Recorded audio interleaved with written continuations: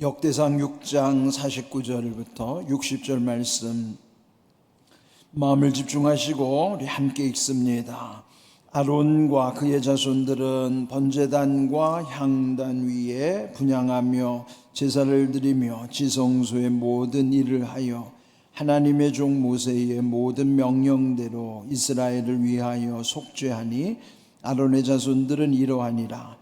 그의 아들은 엘르아살이요 그의 아들은 비느하스요 그의 아들은 아비수아요 그의 아들은 붓기요 그의 아들은 우시요 그의 아들은 스라히야요 그의 아들은 무라요시요 그의 아들은 아마레아요 그의 아들은 아히두비요 그의 아들은 사독이요 그의 아들은 아히마스더다.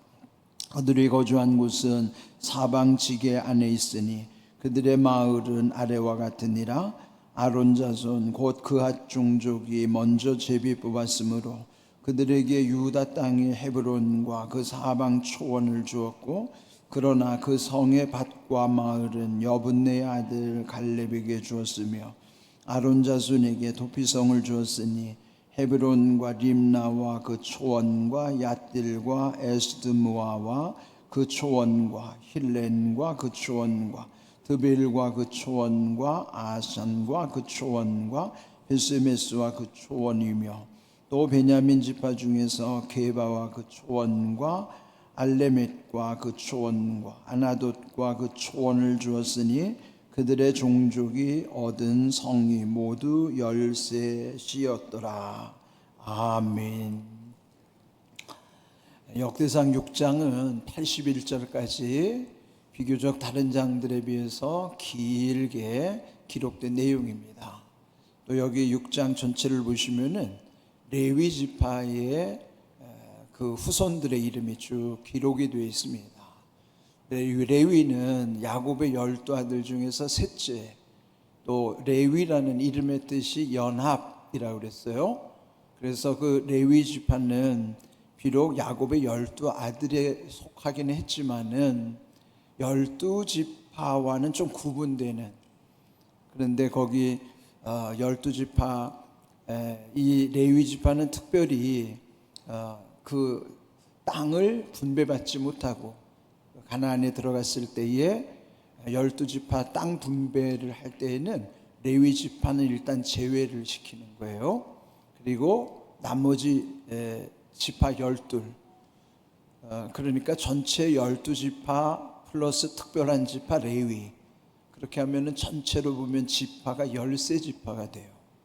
그러나 보통은 12지파 플러스 하나, 그렇게 해서 그거는 레위 지파는 땅 분배를 받지 않으면서도 하나님을 기업으로 삼는, 그래서 나머지 12지파에서 11조를 걷든지 또 그 분깃을 또 서로 나누어 가지고 이 레위 지파가 살아갈 수 있도록 또 그렇게 하는 것입니다. 지난 시간에 보았던 내용은 그 레위 지파, 특별히 레위의 세 아들이 있었죠.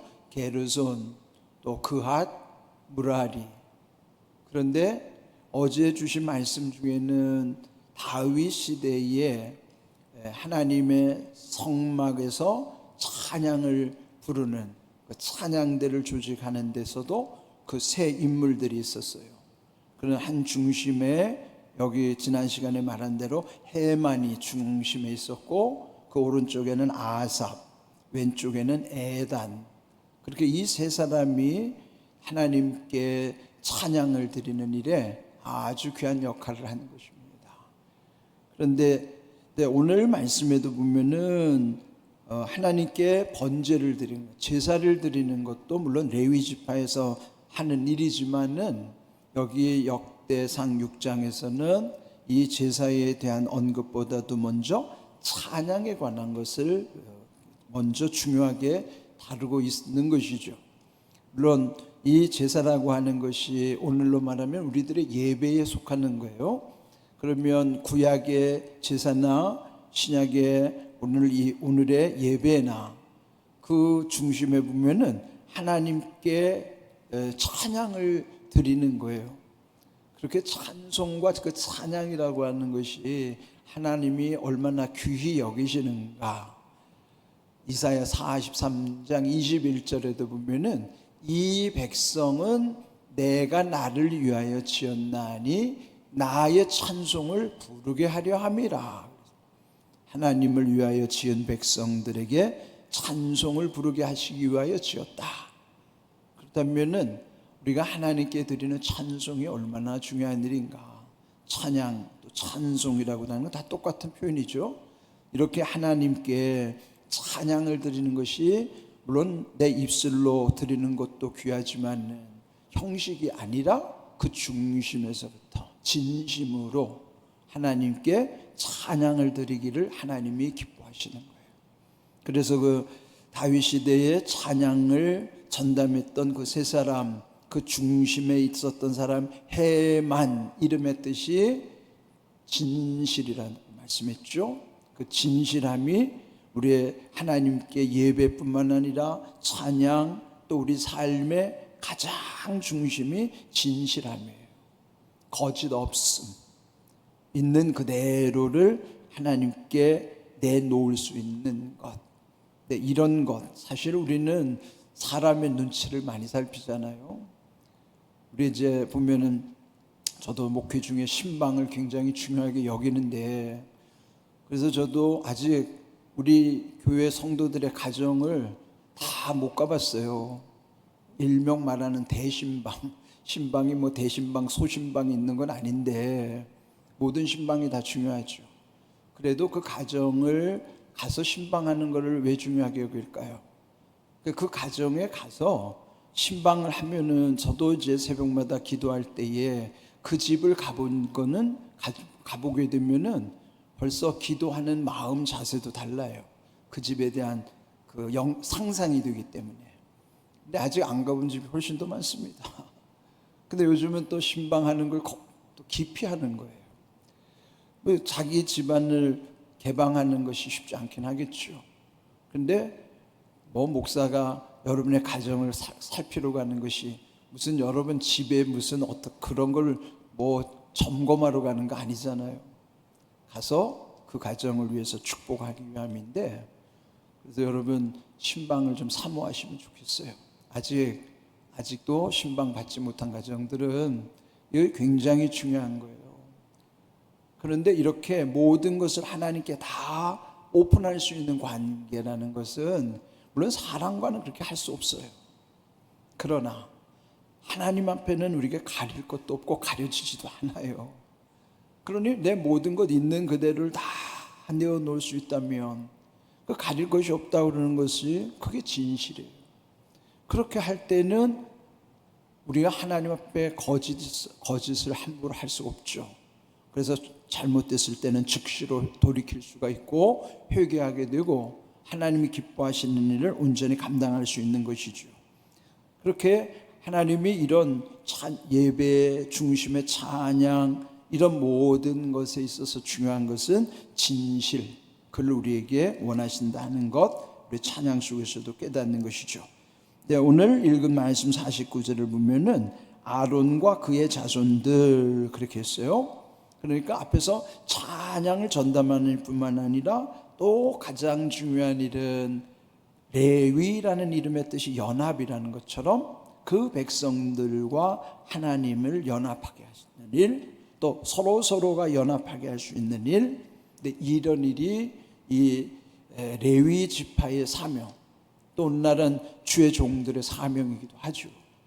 그러니까 여기 49절에 보면은 그 자손들은 번제단과 향단 위에 분향하며 제사를 드리며 지성소의 모든 일을 하여 하나님의 종 모세의 모든 명령대로 이스라엘을 위하여 속죄했다 그랬어요.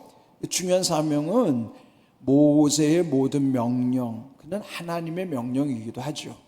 하나님께로부터 받은 모세의 명령대로 이스라엘을 위하여 속죄하는 사명. 그래서 오늘 제목을 명령대로 속죄하니, 이 명령은 모세의 명령이라기보다는 모세가 하나님께로부터 받은 그 명령은 이스라엘을 위하여, 신앙의 공동체를 위하여 속죄하는 일. 이 속이라고 하는 한문은요, 값을 지불한다는 속자예요. 공짜가 아니라는 것이죠. 그러니까 죄를 사하시기 위하여 대가를 지불했다는 속자예요, 그게. 그러니까 여러분, 죄 용서함이라는 것이 공짜가 아니죠. 예수님이 우리를 위해서 십자가에서 당신의 몸을 희생하셔서 그 죽으심의 결과로 죄에 대한 대가를 지불했어요. 그게 속죄란 말이에요. 죄를 속하는 거예요. 그런데 이제 구약에는 그 사명을 이 레위 지파들이 감당을 한 겁니다. 그래서 여기서 보면은 번제단, 향단은, 번제단은 번제 제물을 드리는 단이죠. 여러분, 번제라는 번은 태울 번자예요. 네, 예전 구약의 제사는 5가지 5대 제사가 있었잖아요. 5대 제사의 첫 번째가 번제, 이거 태워서 드리는 제사. 번제와 소제, 또 화목제, 속죄제, 속건제, 이렇게 5개의 제사가 5대 제사인데, 그 모든 제사의 가장 중요한 제사, 반드시 드려야 되는 제사가 번제예요. 그는 모든 제사에 앞서서 먼저 드려야 되는 제사. 그래서 그건 번제라는 것은 제물을 드릴 사람이 제물을 가지고 오면은 거기에서 제물의 손에다가 제물의 머리에 손을 얹게 하고, 양이나 소나 이렇게. 그는 뭐예요? 손을 머리에 얹는다는 것은 내 죄가 이 제물에게 흘러가게 하는 거예요. 전가시키는 거예요. 죄를 떠안기는 거예요. 거기다가 흘러가도록. 그렇게 하고, 그러면 이제 죄가 그 안에 흘러갔으니까 그 제물을 죽이는 거죠. 죽인 다음에, 왜? 나를 위해서 죽는 거예요. 그게 희생제물. 그리고 각을 뜨는 거예요. 다 각을 떠가지고 번제단에 올려서 완전히 살라서 드리는 거예요.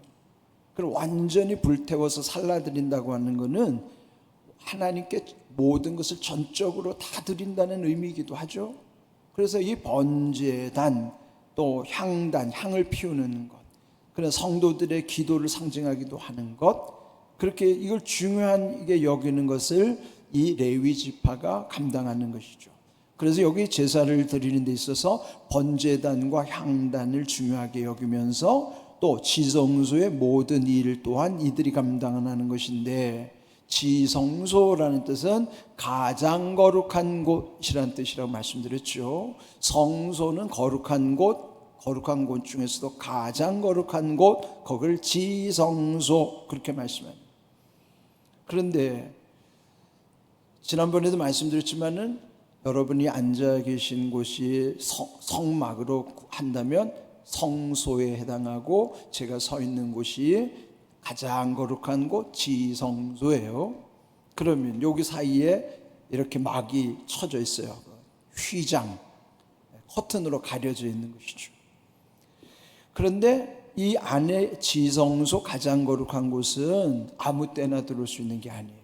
성소는 매일 들어와서 제사장들이 날마다 번제도 드리고 향도 드려서 이 성소 안에는 매일 들어올 수 있지만은 지성소 안에는 1년에 한 번밖에 못 들어와요.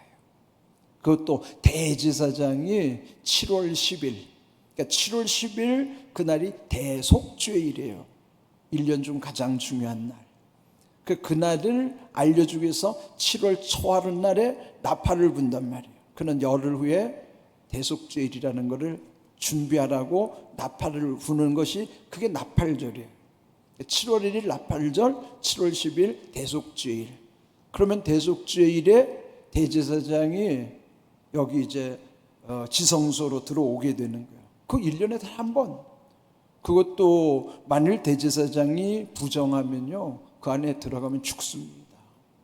그러니까 대제사장도 두려운 거예요. 만약에 내가 지성소 안에 들어가서 죽을 수도 있다. 그러면은 그걸 어떻게 할까요?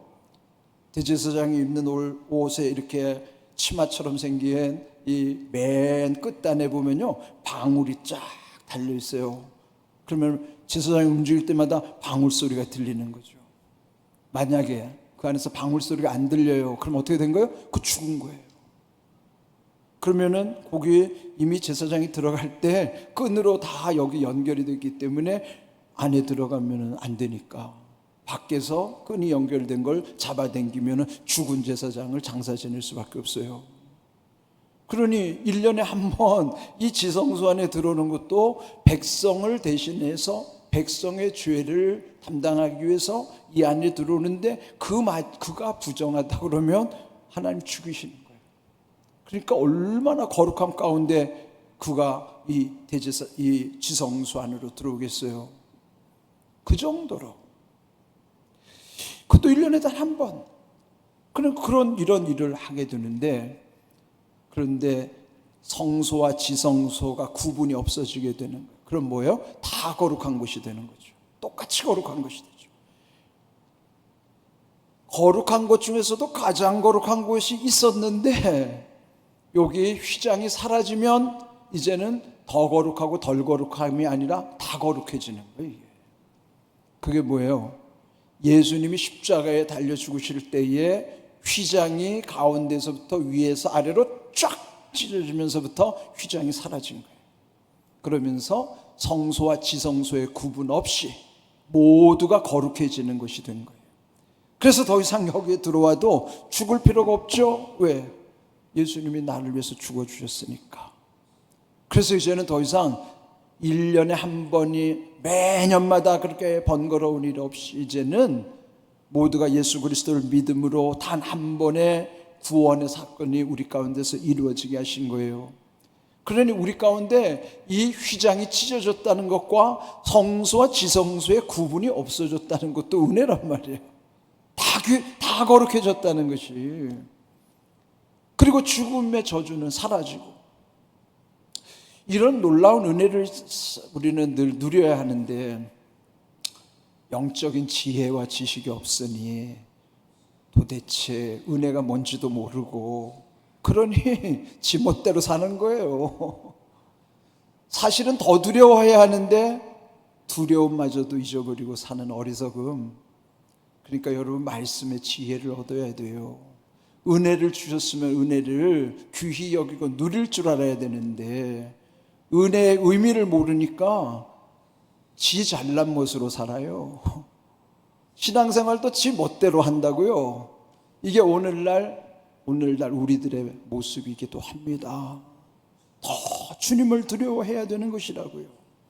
여기 그래서 그 모든 명령대로 속죄하였다. 속죄라는 것이 결국은 우리의 죄를 그 희생 제사를 드릴 때 피가 덮은 것처럼 예수님이 십자가에서 흘리신 그 보혈이 우리의 죄를 덮는 거예요. 그러니까 이게 은혜의 표현은 뭐냐면 덮어주는 거라고요. 예? 그래서 우리가 은혜 받으면 함부로 남의 허물 들추지 않습니다.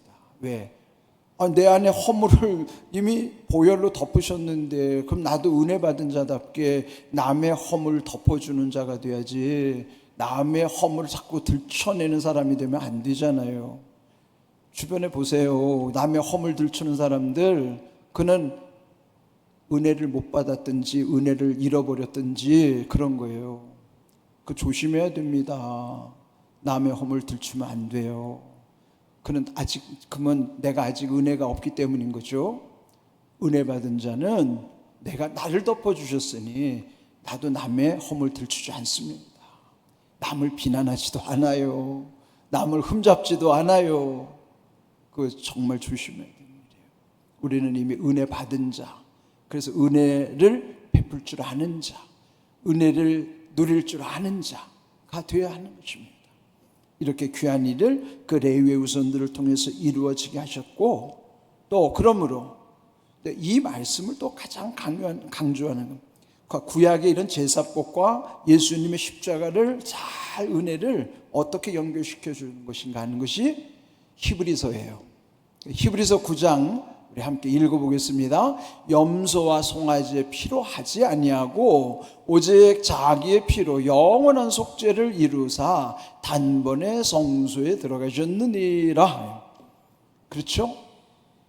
1년에 한 번씩 이 지성소 안으로 들어와야 되는데 염소와 송아지의 피로 하는 것이 아니라 예수님 자신은 오직 당신의 피로 영원한 속죄를 단번에 한 번으로 끝낸 거예요. 매년마다 할 필요가 없어요. 예수님 십자가에 한 번 죽으심으로 오고 오는 모든 세대들, 우리를 위해서도. 그래서 그 단 한 번에 성소에 들어가셨다는 건 예수님 십자가에서 죽으셨다는 거예요. 그 이후에는 휘장이 찢어지고 그 다음에는 누구든지 다 담대히 나올 수 있는 거예요. 이런 귀한 은혜를 힘입어 살아가는 것이 얼마나 귀한 일인가. 우리는 예수님의 십자가가 이렇게 모든 구약을 끝내고 새로운 언약 가운데 우리에게 은혜를 주셨으니 구약에서부터 흘러오는 모든 저주도 여기서 멈춘 거지. 그리고 이제는 새로운 언약 가운데 은혜를 누리게 하셨다고 하는 게 얼마나 귀한 일입니까? 여러분, 구약에 묶이지 마시고요, 새로운 언약 은혜 속에서 누리실 수 있기를 바랍니다. 이런 귀한 은혜를 늘 귀히 여기고 하나님께 감사드리는 복된 믿음의 삶이 되시기를 주님의 이름으로 축복합니다. 아멘.